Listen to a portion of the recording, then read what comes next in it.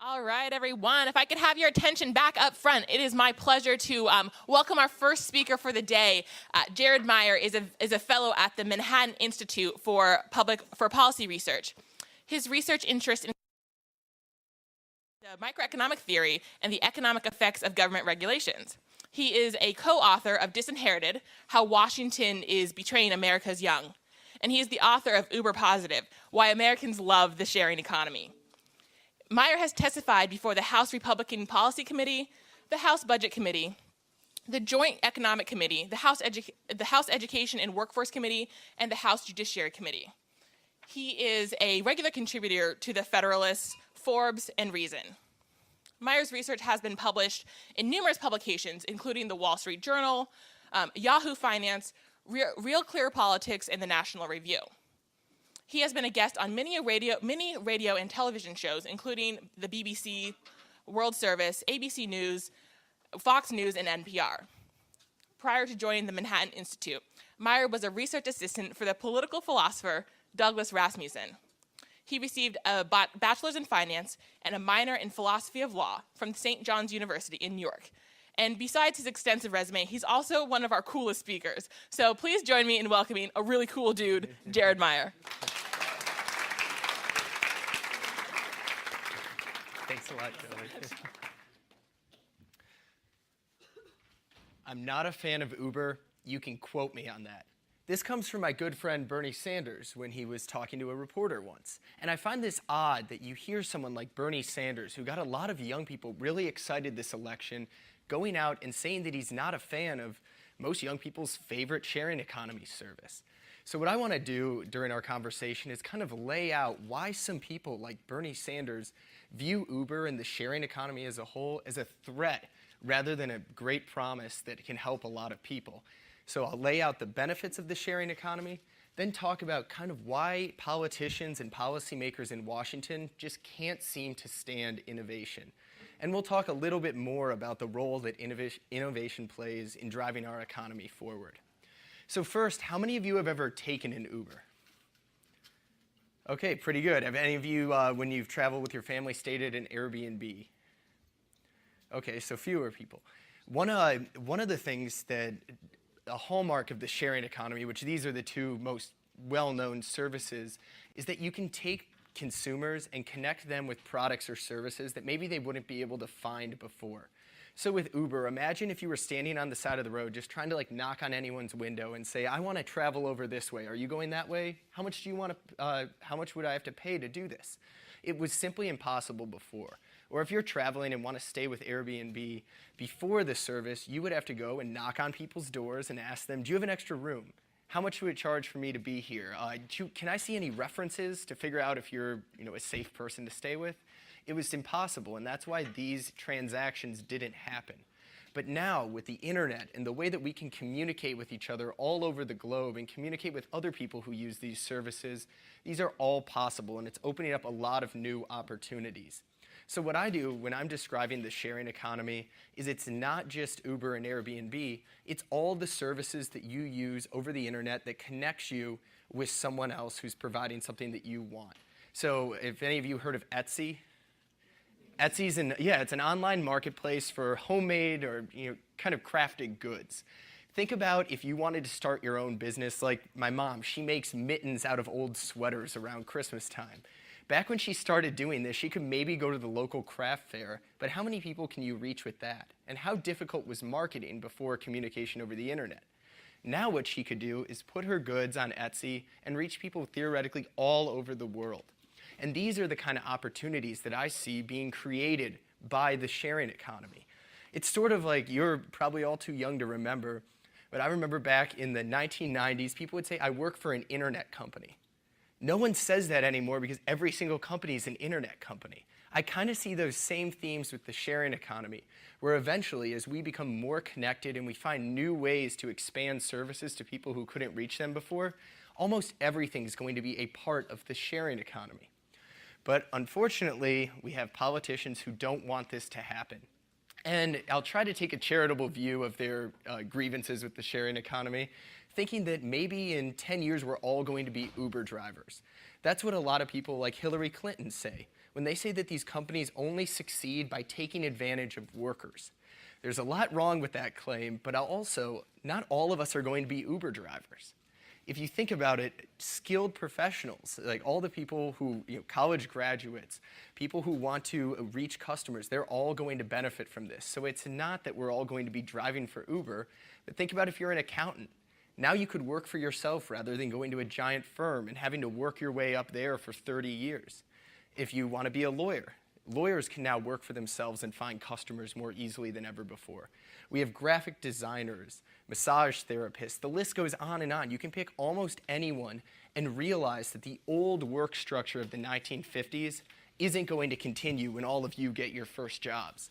And just as a question, for the American dream, we've heard a lot about that in the presidential race, but what they talk about is what I call the 1950s American dream.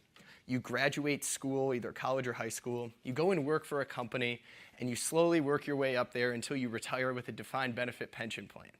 What my argument is that's not young people's American dream anymore. We want to find something we're passionate about, hone our skills, and apply them as we grow and can find something that we can really work on and be proud of. So going and working for one company isn't going to be the way of the future. This isn't your grandparents' workforce. But when I was trying to explain this to my grandfather, he was telling me all the benefits that he thought he saw from job security, the idea that he could go work for that one company. My argument is the most secure job you can have is when you're able to work for yourself. Think about Enron or any of the cases of corporate malpractice where thousands of people lose their jobs because of something that their employers did. That's not secure. And honestly, I love my boss, but my dream job is not having a boss. So I want to work for myself, and the Uber model of that, of being able to pick when you work, how much you work, and what you work on, that's the way of the future. But this stands in contrast to, like what I said, the politicians' idea of the American dream. And they feel threatened by what's known as independent contractor work. So everyone who works in the sharing economy, where there's a platform, the internet company that connects the buyers and sellers, they are independent contractors. That means they work for themselves and run their own businesses. But why politicians don't like this is because independent contractors can't collectively bargain in a union. So they want to push unionized work, even though young people aren't interested in it. If you look at the numbers, only 4% of young people are members of unions right now. That's the lowest proportion on record. But unions have made these generous promises to their older retirees to pay out these lavish pensions when they retire. So they need to bring in more and more young people into their roles to fund this. And the growth of independent work, epitomized what the politicians are using as Uber, that's what they're trying to fight against because they view it as a threat. And also, there's a lot of government protections that come with employment, and they only keep growing.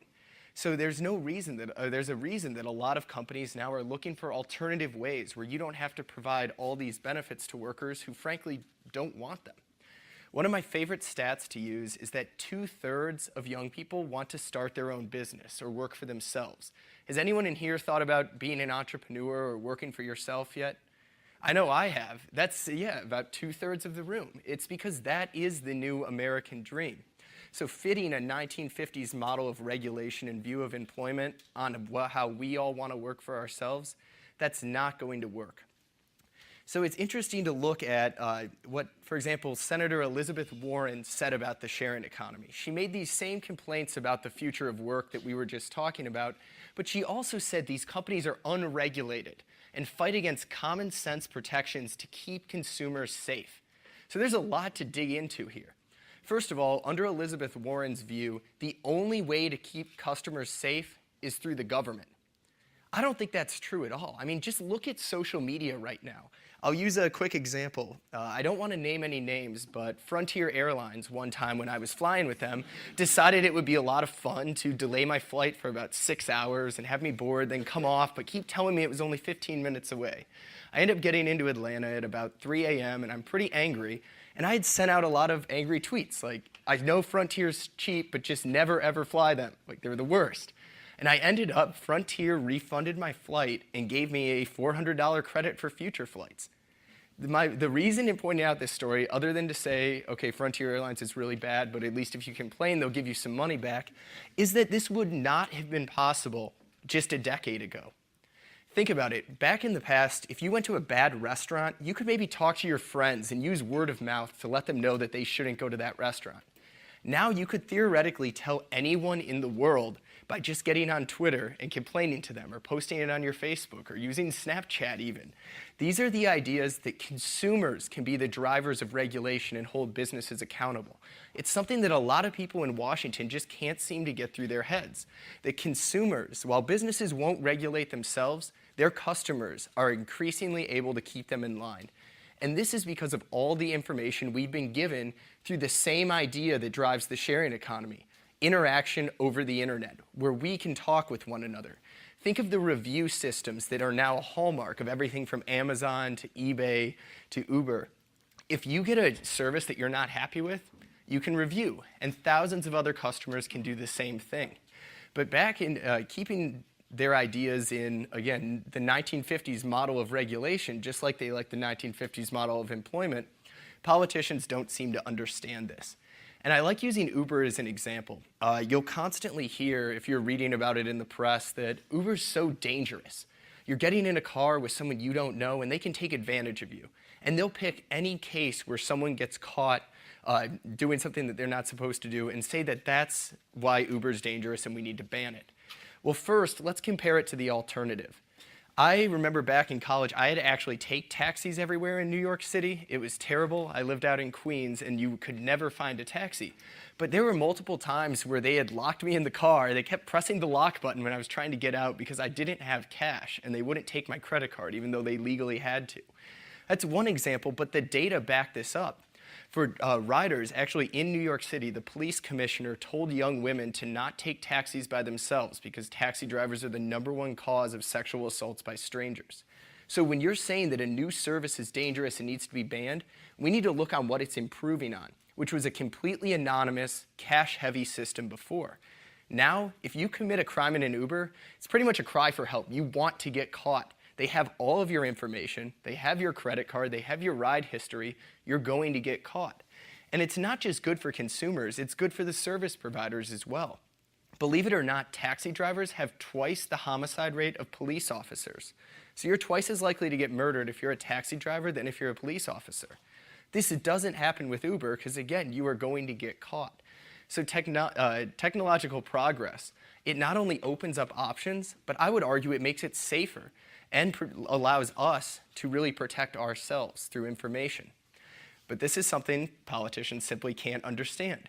They also say that regulations are, again, pushed forward to protect public safety.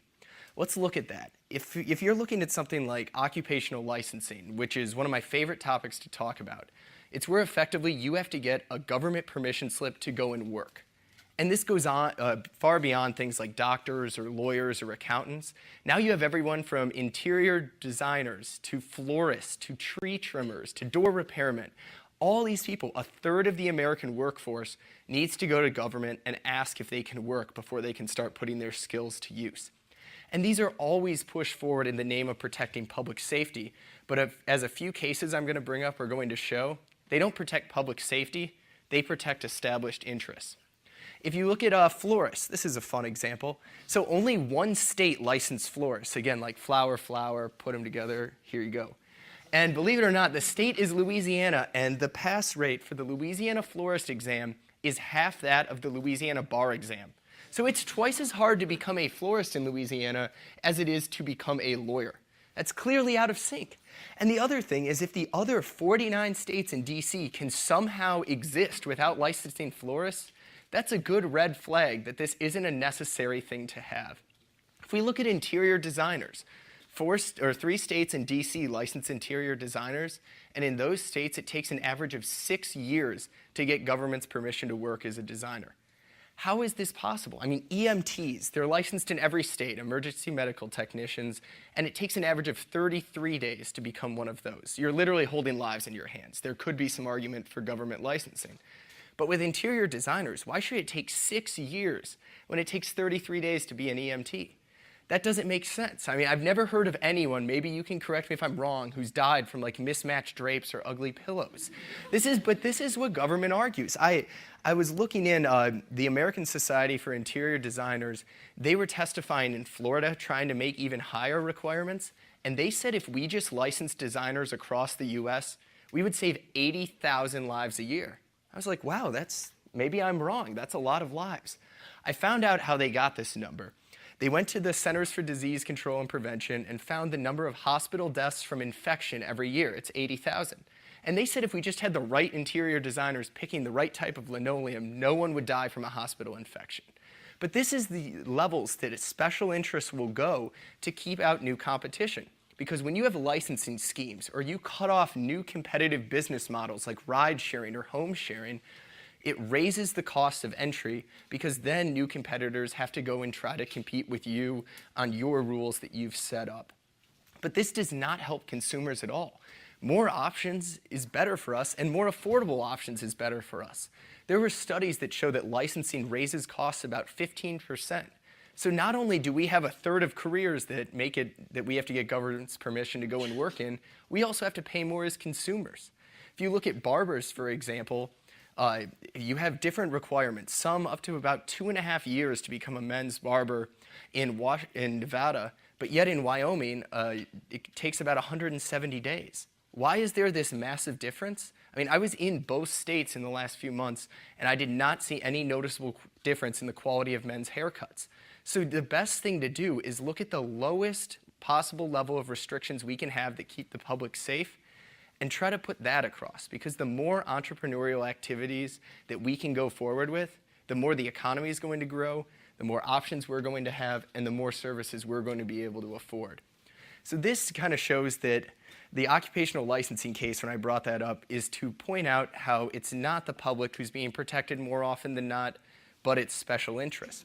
But it goes far beyond that. Government also just has a sort of knee-jerk reaction to regulate. I mean, I've even heard the term just used, regulators gonna regulate. Like, that's what they do. That's their job. So when they're confronted with a new business model that they can either embrace or completely shut down, they would rather shut it down.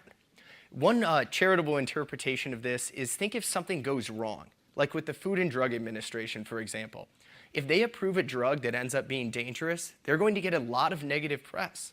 But people aren't going to notice that much on all the benefits we could have had if there hasn't been this onerous drug approval process. So it's kind of misaligned incentives there. But also, the less charitable interpretation is that they just do not like change. And I like to use an example for this one. Believe it or not, we had affordable private air travel for the masses, and then government took it away. And as someone, I'm sure a lot of you had to fly to get here, you would have loved to fly private for the same price. There was a company called Flight Now, which connected independent pilots with people who wanted to travel in the same way. And it was true flight sharing. What they would do is share the costs of fuel and the trip. So you had actual trips going on from like Boston to Cape Cod for $70 on a private plane. This would have cost over $1,000 if you chartered a jet. So you're seeing that technological advances are bringing services that were truly only available to the top 1% and bringing it to the 99%. I mean, Bernie Sanders should love this, just like Uber. I remember I did, when I was living out in New York, I would have to call a private car sometimes because I couldn't find a taxi out in the outer boroughs. I mean, it was $50 at least to get to the airport. Now when I go back to New York, that Uber is about $15. This is expanding private vehicle transportation to pretty much everyone. But returning to Flight Now, what you saw is they created their business model, which was similar to all other sharing economy companies. They had a platform, and they allowed pilots to match with people who wanted to fly. And what would happen, they were growing, and they went to the FAA, which regulates commercial flight, just to make sure that they were operating completely legally. And I should point out, for decades now, you've been able to be a private pilot and write on a physical bulletin board, post, hey, I'm flying from Santa Barbara to LA at this time, who wants to split costs with me? That's completely legal. You could go to a bar, be drinking with someone and be like, hey, you want to fly with me tomorrow this way? We'll just split costs. Completely legal. But the FAA said because they use the internet, Now this was illegal, and they were the same as Delta Airlines and needed to comply with all the thousands and thousands of regulation that come with commercial flight. This didn't make sense. If something's legal offline, it should be legal online. All they're doing is making it more efficient. The government even said when they were challenging this case in court that, for example, if you had maybe 60 Facebook friends and posted your flight, that's fine. But maybe if you had 1,000 friends, now that's illegal. So now we have the government in the business of determining how many Facebook friends you can have. It's insane that the government will stand in the way of services that provide us with more options. And this isn't a question of safety. I don't know if any of you saw that new movie, Sully, about the pilot who had to land on the Hudson River. If he was flying with flight now, the government still says that's illegal. So it's this knee-jerk reaction that I want to re-emphasize that we see more often than not. And what I really wish people would do is when you see a regulation put forward, first of all, it's always going to be claims that it's about public safety, is look at who the winners are of this regulation. Who's benefiting by keeping out competition? Who's benefiting by setting up a system where it makes it harder for entrepreneurs to succeed? And I would like a skeptical eye to be brought to regulators, where instead of courts and the public consistently being, oh no, the regulator's right and you have to prove that they're wrong, think that the entrepreneur's right and make the burden be on the government to prove that they need to justify why they want to keep out people who are fighting to build a career. But something I'm very optimistic about is actually young people's views. If you look at young people, surveys show less than 20% of them think government regulators have the public's interest in mind. And I call this the Uber effect. When you see regulators come in and get between you and your Uber, something that's very obvious, and now you cannot do that anymore, you can see that it's just to benefit established taxi cartels. But when you have government regulating something like energy or finance, by the time you plug in your phone to charge it or go to the ATM to take out some money or transfer some cash on Venmo, it's far from clear the effects of these government regulations. So I'm glad almost that the sharing economy got the pushback it did because it showed regulations for what they are, attempts to protect special interests, not the public. But I want to return to Bernie Sanders for a little bit more because as being a millennial myself, I constantly get accused of being a socialist because so many young people supported Bernie Sanders. But I like to point out that that's not true. I've met thousands of young people giving talks on college campuses or talking to high schoolers, and I have not found a single millennial or young person who thinks the government should tell Apple, for example, how many iPhones to make or what features to put in the next iPhone. No one actually thinks that.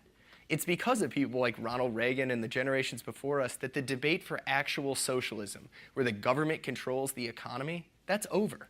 No one wants that anymore. No one wants you to have to get a license to create an app. Like, do we want occupational licensing there? You would never have Snapchat, Instagram, any of these apps you use on a daily basis. So you definitely wouldn't have Pokemon Go, which a bunch of cities are trying to ban right now.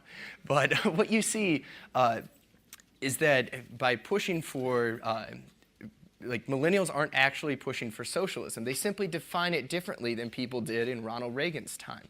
And they also define capitalism differently because of the financial crash. I think they conflate capitalism with government policies that help businesses or help specific businesses. So what I've found is that when you ask young people, do you want a government-managed economy or a free market economy? Young people are overwhelmingly in support of free markets, even if they say that they favor socialism over capitalism. It might be because they don't understand the difference, but you need to meet them where they are. If you're talking to your friends and trying to explain what you learned this weekend, don't use capitalism. Talk about free markets. Talk about Apple. Open up your phone. Pick any app on there and talk about that. With government creating these apps, we wouldn't have them. The private market and free markets are what have done this. And the reason we've had so much innovation when it comes to technology is because government's been out of the way. President Bill Clinton, this is by far the best thing he did. He made an explicit decision to let the internet develop outside of a regulatory and heavy tax framework. He wanted to do this. European countries didn't make this decision. This was not a given. And if you look on your phones, I bet, can anyone name an app they have that was not created in America? I have one app on my phone that wasn't. Yeah. I guess that was created, yeah, now it's owned by Microsoft, but that's a good one. And the only other one I can think of is Spotify. Besides that, everything else was created in America. This was not a given, like I said, back in the 1990s. It was because of direct policy choices the government made. So if we want to see that type of innovation in all realms of the economy and all realms of our life, we need that hands-off approach, where regulators can still hold companies liable if for some reason they do harm consumers, but not where you have to go to regulators and ask permission to innovate. It's the idea between being very precautious and not allowing anything to go wrong, or allowing innovation without permission and then coming in if something does go wrong.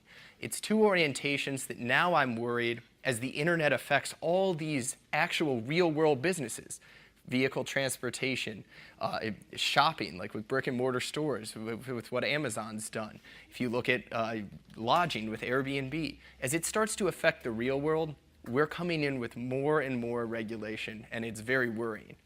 But like I said, I am optimistic that our generation can see that this isn't the way to go forward, but you do have a lot of cranky old people who want to bring back the 1950s who are standing in the way. And there's probably a million other things I could talk about up here, but because there's so many of you, I wanted to leave extra time for Q&A, and feel free to ask anything on innovation, regulation, working in Washington, D.C., what I see down there, but I'm happy to take your questions and dive deeper into this issue.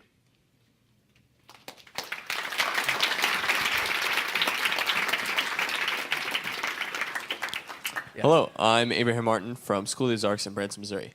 My question is, and you kind of talked about the FDA, but we understand the purpose of the FDA is to regulate food and to make sure that nobody gets lead poisoning in their orange juice and things like that. So my question is there a type of policy, or is there a way the government can change their present plan of action for ensuring safety without encumbering the capitalistic benefits? So is there a type of law that could be benefited that wouldn't hinder that, but would also provide us the same necessary elements that the FDA does? I think one thing we can look at, and that was a good question, is the existing system we have right now. If a company does harm you through things like class actions, even if it's a small harm, you are able to hold that company liable through the court system. But even going beyond that, if regulators would do something of, let's say, random checks rather than approving something before it reaches markets, a good example of this is the automobile market in America. You can release a car and do your own tests and just promise you comply with regulations, and then they do random checks to make sure. That's how Volkswagen got caught cheating, for example. In other countries, you have to get government's approval before you release a new type of car. And what's worrying is on self-driving cars, the NHTSA, the National Highway Transportation Safety Administration, they came out with new guidance that would move this pre-market approval that we see in some Asian and European countries to the US when it comes to autonomous vehicles. With how quickly the technology is changing in autonomous vehicles, I don't want companies to have to go and prove, going through a government's test, that every single new change they make to their car fits all the guidelines. I'd rather have the regulators put forward the guidelines and not have to go, and then not have the companies go through their process, but go through their own, and then hold them liable if they do break the system. Yeah. Joshua Heller, Peoria Christian School. So you talked about unions, so I was just curious, how do you view government unions and how they operate? Well, I would say there's some problems with private sector unions. A lot of labor law right now is written explicitly to benefit them. But a big problem we have with public sector unions is the idea of the people who are paying the costs aren't the ones making these decisions on the union. So you have a lot of special interests in there where they're pushing up the cost of doing anything. With talks of infrastructure investment, we have laws that are on the books that are decades old that make you have to work with unions, for example. I think when we're having government explicitly propping up unions, when a lot of young people, that's not what we want. We don't want this rigid, workforce where you have to punch a time card and have a boss. We want work that's flexible, individualized, and mobile, and that is precisely the antithesis of what union work is. So I think if unions would update themselves and maybe provide some more flexible benefits as you moved across jobs, that could be something young people are interested in. But unfortunately, union bosses are more concerned with their own salaries and protecting retirees than they are with attracting young people. And this applies in both public and private sector unions. But public, I would say, has a bigger risk just because of the structure of how it's set up. Hi, I'm Michael Paisley from Hazlet, Pennsylvania, and a question I have is, do you think that politicians like Bernie Sanders and Elizabeth Warren oppose the shared economy because it goes against their income equality talking points, or do you think it's something much more than that? I'm glad you brought that up. That's something I forgot to talk about in the talk, is that Elizabeth Warren said the sharing economy is nothing more than another case of the top 10% taking advantage of the rest of the country. Nothing could be further from the truth. I actually got access to Uber's private data for every single ride in New York City. And looking at these 9.5 million rides that took place in 2014, as the service grew, it over quadrupled in size.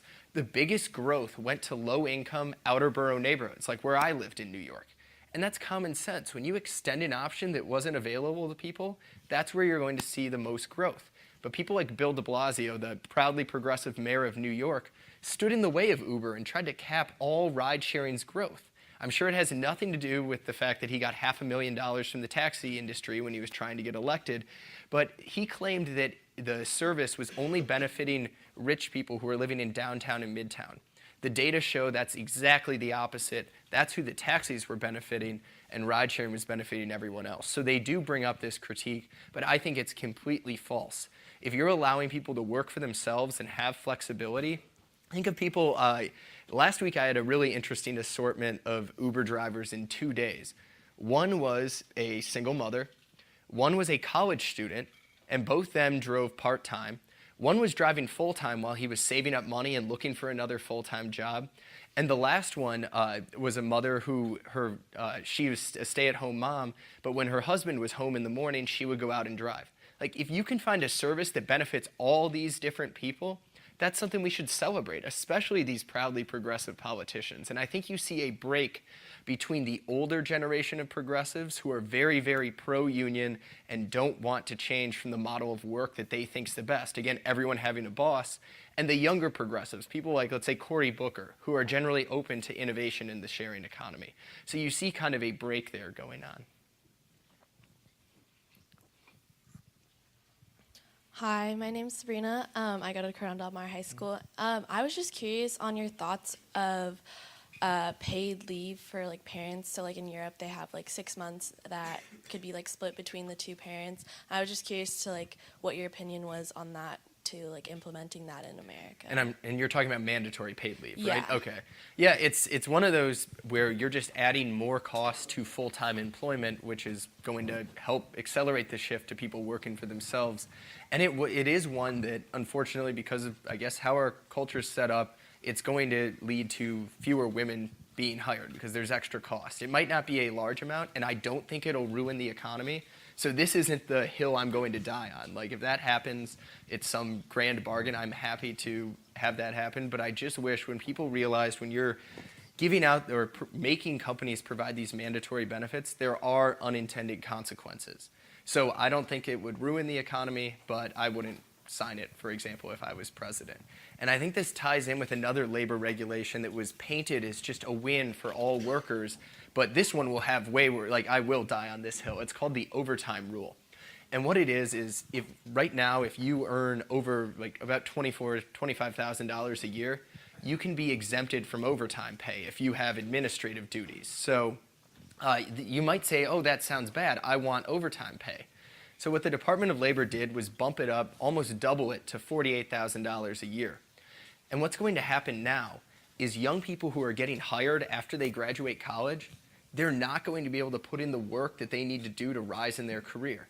I know when I started my first job after college in policy, there was no way I was making $48,000 a year, and there was no way I would be where I am today if the overtime rule existed, because I wouldn't have been able to go and do talks like this, because my employer would have had to pay me for when I was flying on the flight during that time or traveling. Also, think about cell phones now. A lot of employers are moving towards, because this new law goes into effect at the end of the year, a lot of employers are moving to where you can't even check your work email unless if you're physically in the office. That's not how we work anymore, especially like think about working from home. If you're not feeling that well, but maybe not, you don't want to take a sick day, you just don't want to go into the office, that's done. Telecommuting, over. Working on your phone when you can to try to fit your work around your life, that's done. I am so happy that I was able to start working before this law went, or this regulation went into effect, because it's going to make it so difficult for young people to build their careers. And think about startups. I worked at a startup when I was in college, and I can tell you that 40 hours a week is a half week. So you're always working overtime there. And startups have no money. They're paying you in equity or paying you in just because you're excited about working there. That's not going to be able to happen. This is a rule that, again, sounds good. Like, yeah, let's get more people overtime pay. But what it's going to do is kill entrepreneurship and make it harder for young people to start working. So with all these different rules that are put forward, raising the minimum wage, overtime pay, paid mandatory leave, they sound good, but make sure you think about the unintended consequences that are going to come with this rule, especially in what I've been talking about with the future of independent work. Hi, Olivia from Shelby High School, and I was just wondering if you could clarify what age range you're talking about when you say young people, the minimum to the max for that. When I was using any statistics about young people, it's 18 to 29. But in general, just from talking to people, I've noticed a lot of the same trend. Your generation is slightly different than obviously the older millennials, but the desire for entrepreneurship I've found is there pretty much for any young person I've talked to who has started to think about what they would like in their work. But any of the statistics I used is 18 to 29. Hi, I'm Sean Matthew Flores of American Heritage Academy. Where do you stand in terms of Apple being mandated by the FBI to unlock the iPhone of the San Bernardino terrorists, and then having been asked by the FBI again just a few weeks ago for a lesser-known case of the similar matter? I think this is an interesting issue because to get a little bit into the weeds, there's two types of data security. You could have it where it's secure and private in transit, or end-to-end, where they're on the actual devices. So what the FBI was trying to do was look at the actual device. And the problem is, if you fight against that, it might force the government then to look at in-transit data, which I think is more important to keep secure, because then the government could be looking at completely innocent people's, or they're not even accused of any crime, looking at their data, which they've already proven they're willing to do. So it's interesting. I would like the government to not be forcing Apple to create backdoors, because that could be used by non-governmental evil actors or other governments to break into secure systems. You can't create a key that can only be used. Like, creating a break in your system is dangerous, that can be exploited, but also if we fight back, or if you fight back too hard on this, you could lose in-transit encryption, which is even more important. So it's an interesting debate that I really wish could be a little more nuanced. It's not like, oh, you're for terrorists if you're standing with Apple, or, oh, you're against privacy if you're standing with the FBI on this. There are a lot of issues to dig into, and that's what I would encourage you guys to try to do, is realize that a lot of the things that they're talking about right now in Washington or at state governments, they're not quite as open and closed as they seem. There's some of them, like, for example, occupational license, they are completely open and closed. It's bad. It's terrible. It's gotten out of hand. But things like this, there are good debates to be had for both sides. All right, let's give it up for Jared Meyer. Thank you.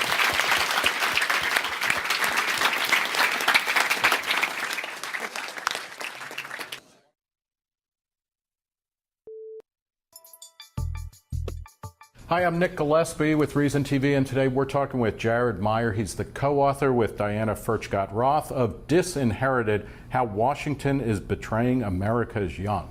Jared, thanks for talking to us. Hey, thanks for having me. There's a huge generational swindle going on. You guys write in the first page, this is the first generation of young Americans that our government systematically disfavors, and the first generation of Americans whose prospects are lower than those of their parents. They have been disinherited from their birthright. What are some of the actual material indicators that young people are being screwed in a way that is historic? Well, I think if we look at the unemployment rate right now for people 20 to 24 years old, it's still 10%.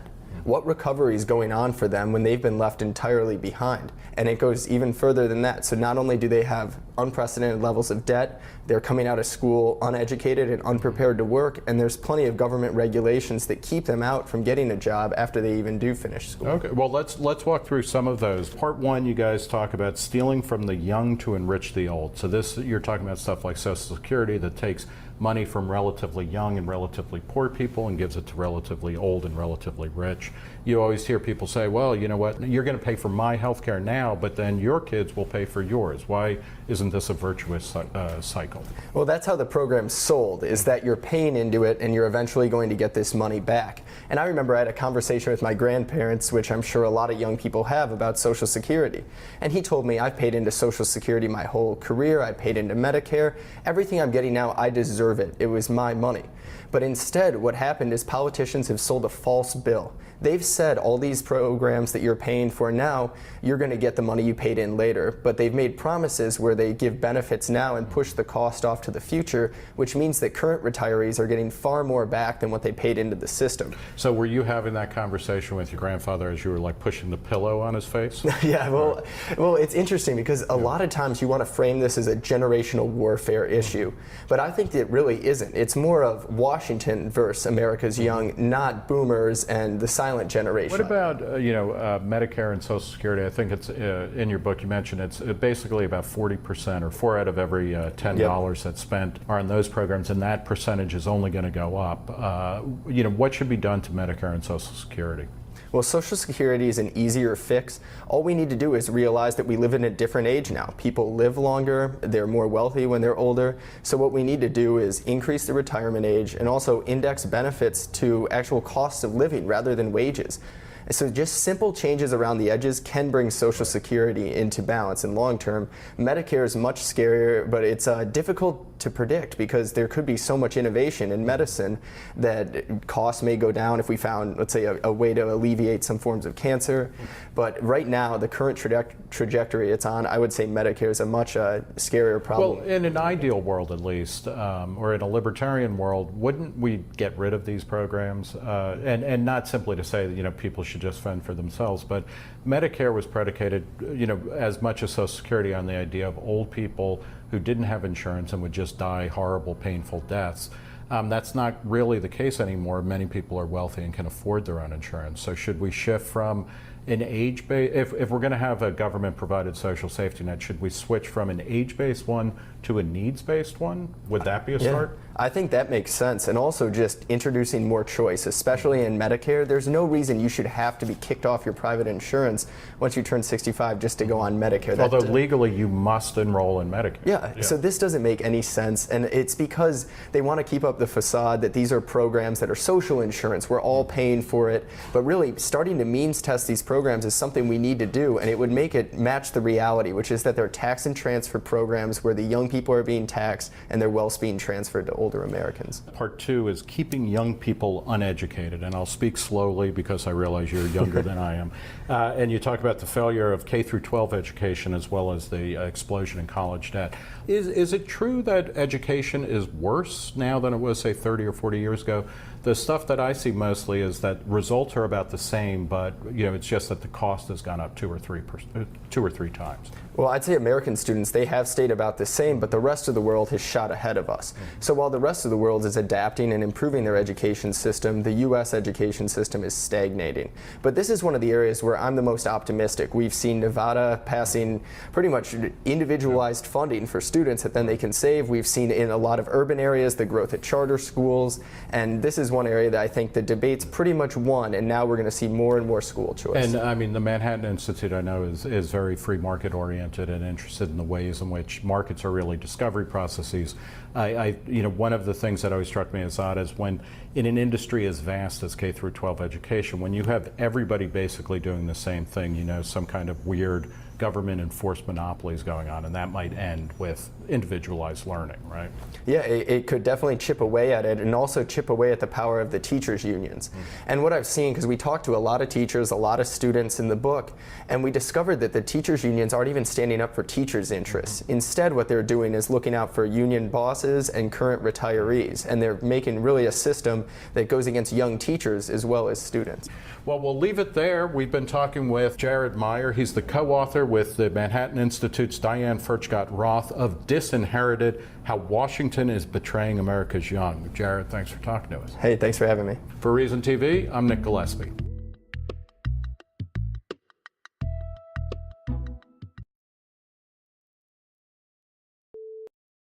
Alicia Krause coming at you again with another great edition of PragerU Live in Los Angeles at our brand new and hopefully improved PragerU headquarters. We are really excited today to have our newest presenter, Jared Meyer, join us. If you haven't checked out his video, you should definitely go to PragerU.com right now.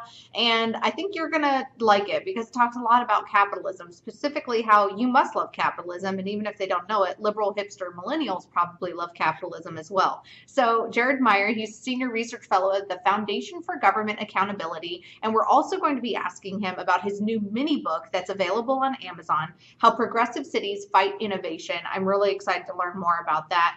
And don't forget to please click the link to donate as soon as possible. Even $5 makes a difference because we want more millennials to see these interviews and all of our great lineup of amazing presenters over at PragerU.com. So Jared, thanks so much for being with us today. Hey, looking forward to it. I really loved your video. I've been a fan of your writings for a while. I know you've contributed at Forbes in the past, and your kind of sphere of influence and expertise tends to be how regulation can hurt innovation. Can you break that down a little bit for our audience? Well, I think what we see right now is that a lot of people, when they see brand new services, all these services they use on a daily basis, they think they just come about. They don't think about all the work that had to go into developing them. And when you have government regulation at the level that we have today, I mean, over 1 million commandments from Washington, words like must, cannot, shall, that really makes it difficult for entrepreneurs to grow a business, much less start it. So I'm always in favor of getting more things and getting them cheaper, and government regulation can often make that difficult.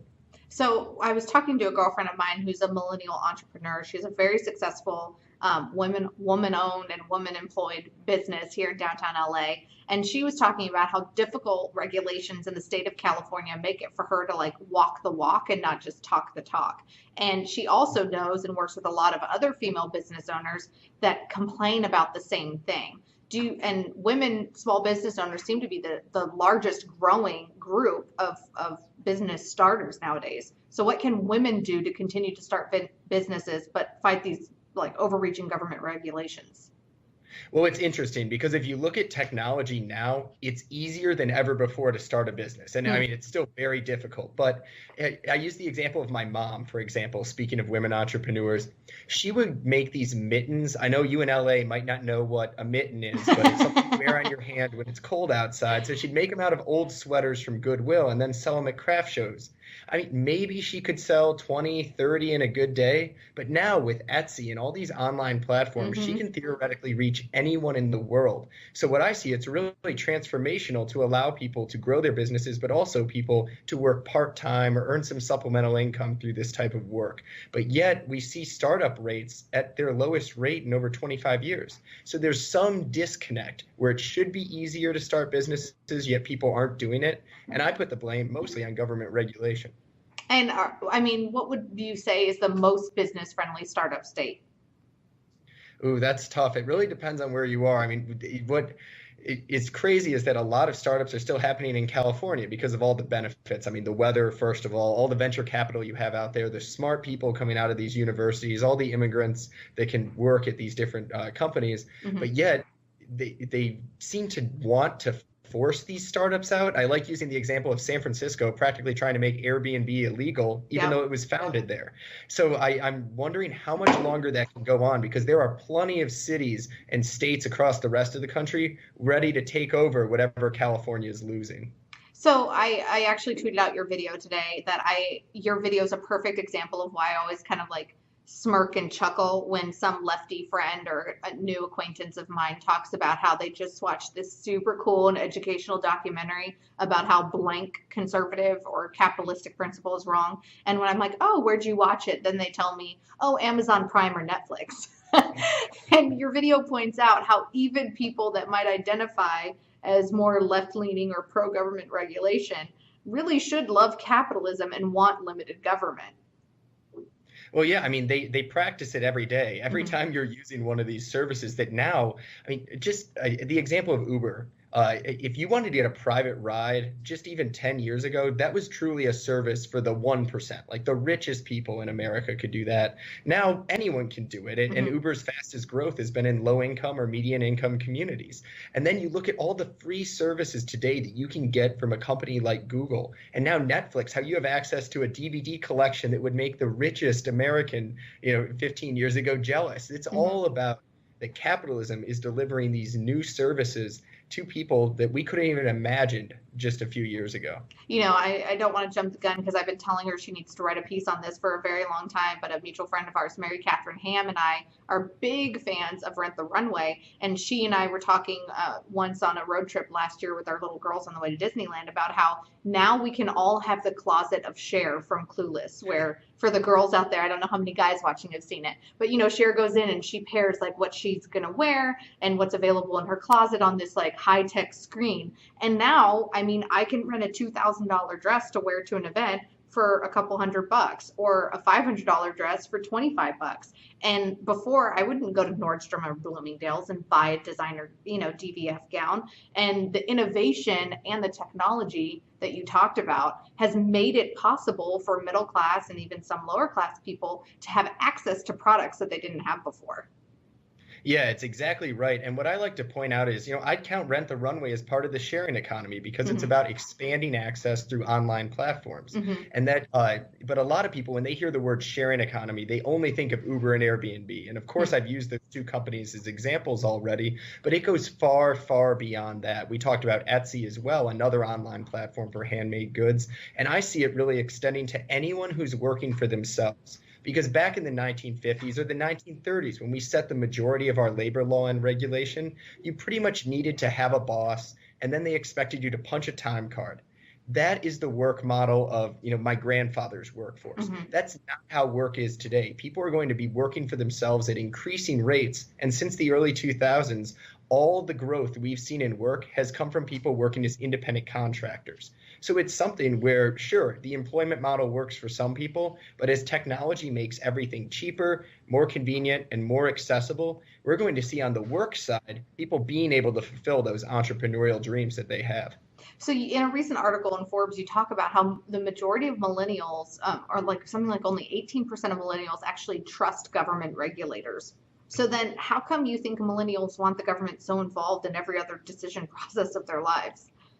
Well, I think I call it, this one is the Uber effect. I think when you have government regulators get between you and something you love like Uber, the effects of government regulation in the forms of higher prices and reduced competition, it's crystal clear. But when you have government regulating something like the energy sector or the financial sector, by the time you're sending money on Venmo or going on, charging your iPhone, I mean, the effects of what would have been in the Paris Climate Accord are far from clear. It's something where it's right in their face when it comes to new technology. And I think that's what makes millennials of all stripes embrace that part of free markets. They might not embrace capitalism. They view it as a dirty word. But if you ask them if they want a free market or a government-controlled economy, millennials of all political stripes are overwhelmingly in favor of free markets. So it might just be a branding problem with capitalism. So you think that even the phrase free market, some Bernie bros out there might be a fan of? Oh, definitely. I mean, regardless of what Senator Sanders wants to say, no one wants the government telling people how many choices in deodorant they can have. What they want right now, how many of them took an Uber to a Bernie Sanders rally? There's a reason that Bernie Sanders, when he was up there, and this is a time I wish I could do a great impression of him, but he didn't start saying about how much he hates Uber. He'd rail against the big banks instead. It took one Bloomberg reporter catching him off guard to get him to say that he's no fan of Uber. You can quote me on that. Wow. So it's something where he knows his audience, and he knows that young people love these technologies that are giving them the goods and services and work opportunities that they desire. So let's jump to your new mini book that people can go to Amazon right now and check it out. It's How Progressive Cities Fight Innovation. How long is it? How much is it? It seems like it'll be an easy and entertaining and educational read, but can we delve into some information about what you looked into in that book?